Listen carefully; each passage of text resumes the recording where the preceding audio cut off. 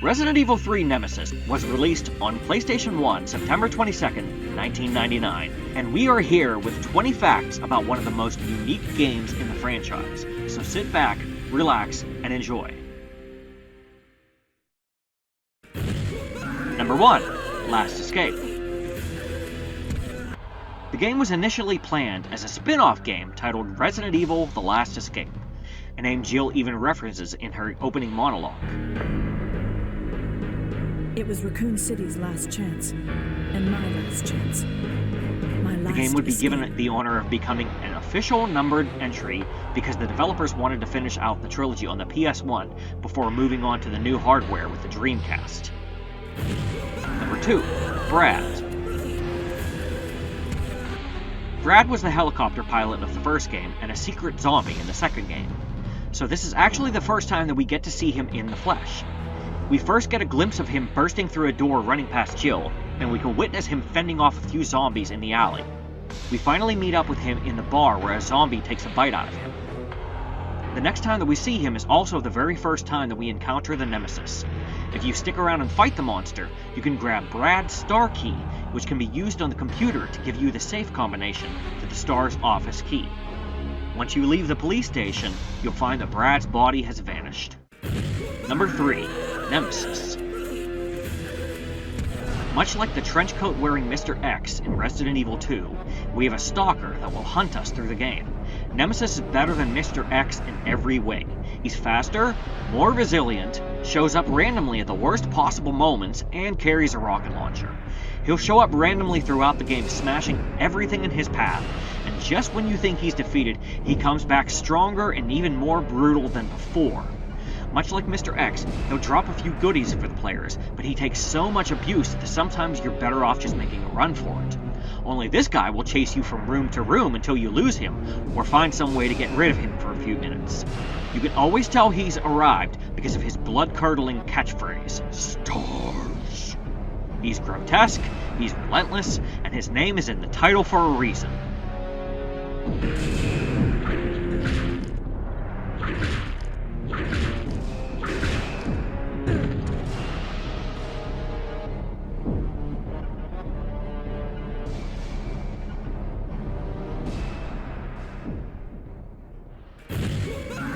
Number 4. Dodge Maneuver.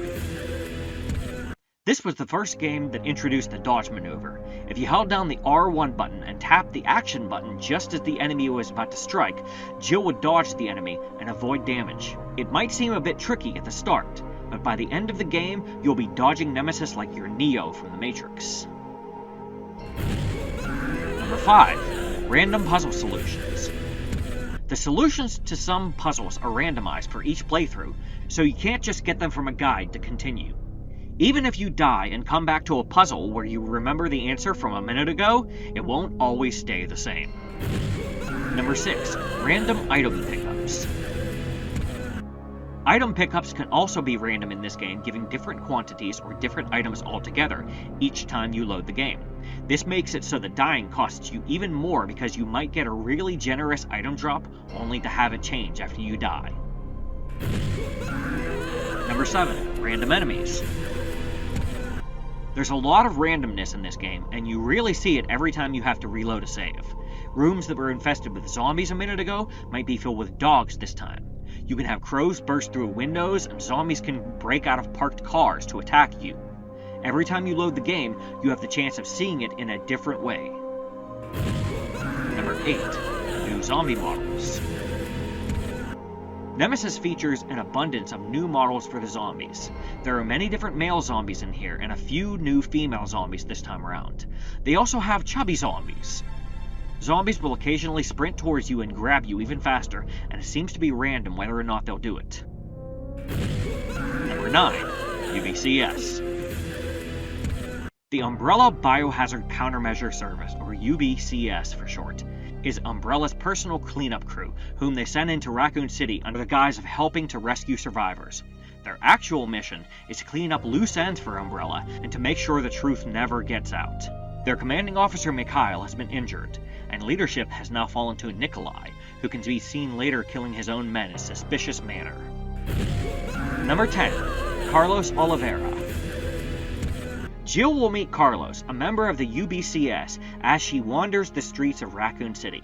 He seems kind of naive, and he's completely in the dark about Umbrella's motives. When Nemesis manages to infect Jill with the T-virus, players will take control of Carlos, and you'll guide him through the nearby hospital. You'll need to make it to the lab in the basement to synthesize a vaccine and bring it back to Jill, but it's not going to be an easy task with Nemesis on your tail.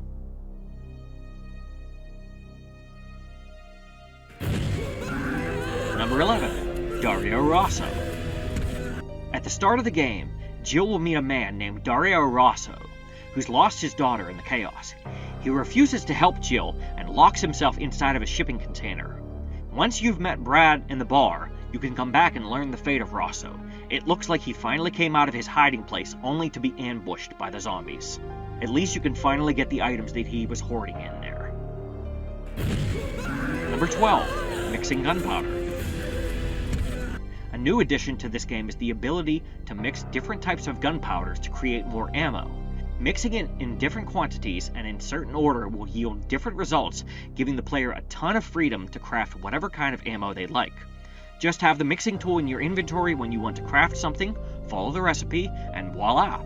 The game is also pretty generous with its gunpowder drops, so feel free to experiment. Number 13. QuickTime events. Nemesis was actually the first game to feature some form of QuickTime events. At given points in the game, Jill will find herself in immediate danger, and it's up to the player to make a snap decision to escape peril. Your choices can sometimes affect the story itself by putting you in the right place at the right time. There are also a few rooms that are only accessible by making the right decision.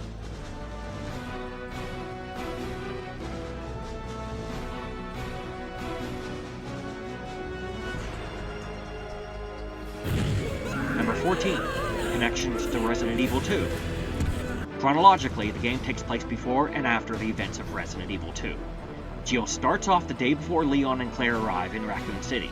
She makes her way to the police station to grab her lockpick from her desk, and we get to see Marvin Brana on the floor of the office. Once Jill is infected with the T-virus by Nemesis, a day passes, and this is where Leon, Claire, Sherry, and Ada make their way through the underground lab. Later that evening, Carlos makes his way into the hospital in search of the vaccine. Number 15. Exploding barrels. You will occasionally come across red barrels, or these red devices, hanging from a wall that will explode after being shot. These can be a great way to save ammo if you let the zombies gather around it before pulling the trigger. Just be careful not to stand too close. They pack one hell of a punch. Number 16. Action on the streets. As you wander the streets of Raccoon City alone, you'll hear people all around you being hunted by zombies. If you follow these people, you're always too late to help them, and will find their corpses next to the zombie responsible. You can also occasionally run into Carlos or Nikolai running and gunning their way in front of you.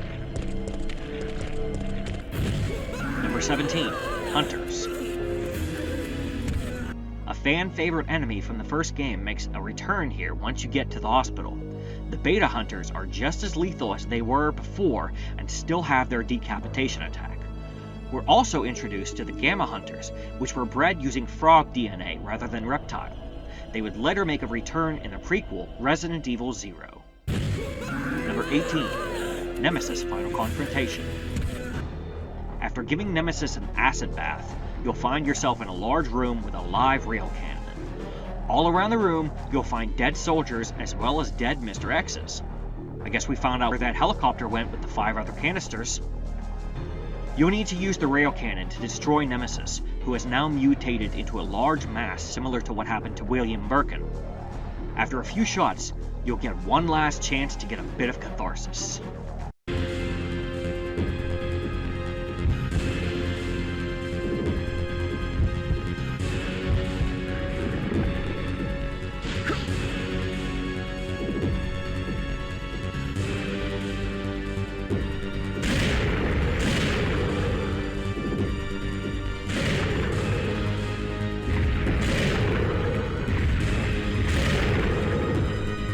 Stars? I'll give you stars.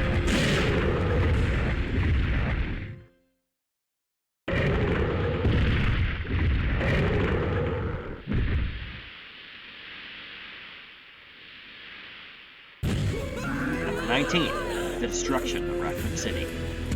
In the final part of the game, we learn that the government has ordered the eradication of all life in Raccoon City. Now it becomes a race against time as you try to reach the helipad, all while keeping an eye on the missile's position. You'll make your way to the chopper just in the nick of time to see the missile fly by. Finally, it takes it all out. All of it. Every single location you've been to over the course of these games is eradicated. What's left? Well, I guess we're gonna have to wait until Resident Evil Requiem comes out to find out.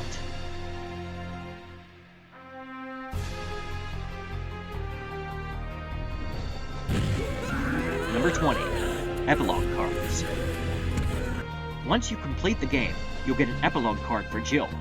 For each subsequent playthrough you do on the same file, you will receive another card that gives you a little more information about the survivors of Raccoon City.